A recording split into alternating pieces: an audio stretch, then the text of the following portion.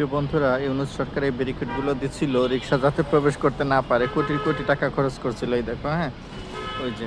তো এখন এগুলো যখন ছিল তখন এর উপর দিয়ে রিক্সা চলতো উড়ে উড়ে, আর এখন এরা পুরোটাই সরাই দিয়েছে। তো এই হচ্ছে অবস্থা।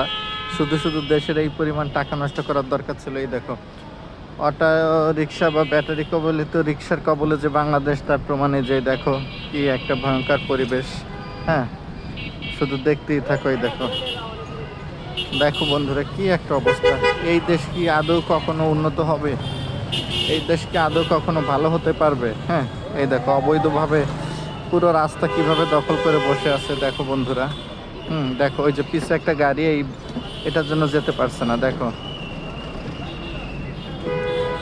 দেখো বন্ধুরা, কি একটা পরিবেশ। এই ব্যাটারি চালিত রিক্সা থেকে কি আমরা আদৌ কখনো রক্ষা পাবো? দেখো, এই যে এটা হচ্ছে বাংলাদেশের অন্যতম একটা point, police plaza, Gulshan police plaza. এই যে এটা, তো গুলশান পুলিশ প্লাজার সামনেই দেখো এই অবস্থা। দেখো বন্ধুরা, কি ভয়ঙ্কর পরিস্থিতি এখানে।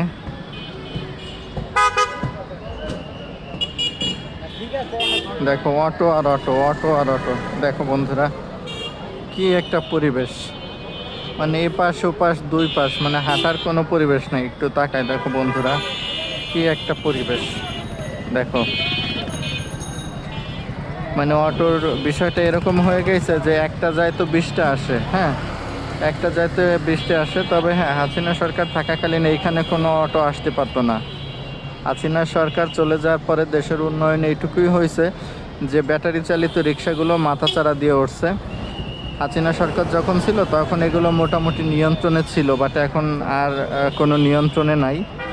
এই দেখো, মানে কিভাবে মানে রাস্তাঘাটে মানুষের যাতায়াত চলাফেরা, গাড়ি ঘোড়া, মানে এত একটা ভয়ঙ্কর পরিবেশ তৈরি করে রাখছে ব্যাটারি চালিত রিক্সাগুলো। দেখো, মানে কোনো নিয়ম নাই, কানুন নেই যে এটা এখানে ঘুরাই দিচ্ছে। এই দেখো, দেখো বন্ধুরা, এই দেখো, এদিকে দেখো, মানে এখান থেকে যে একটা মানুষ একটু সুষ্ঠুভাবে হাইটে যাবে এরকম কোনো পরিবেশ নাই এই ব্যাটারি চালিত রিক্সার জন্য। তো আমি আসলে এই ব্যাটারি চালিত রিক্সার এগেনস্টে ভিডিও বানাই এই জন্য, যাতে সরকারের সুদৃষ্টি এখানে পড়ে। হ্যাঁ, বাংলাদেশের জনগণ বা বাংলাদেশের মানুষজন এই ব্যাটারি চালিত রিক্সার হাত থেকে রক্ষা পায়। এজন্য মূলত আমার এই ভিডিও করা। এই দেখো, মানে এমনভাবে রাস্তাঘাট দখল করে বসে আছে।